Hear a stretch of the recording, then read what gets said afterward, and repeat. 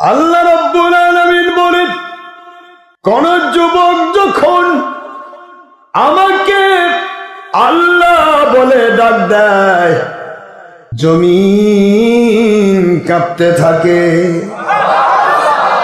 কাঁপে আর বলে, রব্বুল আলামিন আর সইতে পারি না।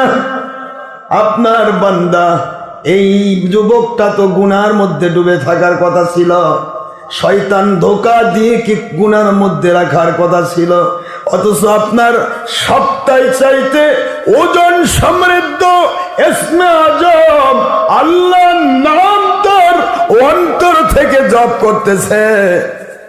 আমি সইতে পারি না। এ কথা জমিন যখন বলে, জমিনের সাথে আল্লাহর আরশে আজিমের খুঁটিগুলি নড়াচড়া শুরু করে দেয়। রব্বুল আলামিন, আমরা ওই যুবকের জন্য কম্পন হচ্ছি, প্রকম্পিত হচ্ছি। আল্লাহ বলে, প্রকম্পিত হচ্ছ যখন, কি করলে ঠান্ডা হবে? আল্লাহ যতক্ষণ ওই যুবকের গুনাহ মাফ না করেছেন, আমরা আরশে আজিমের খুঁটি নড়া বাদ দেব না।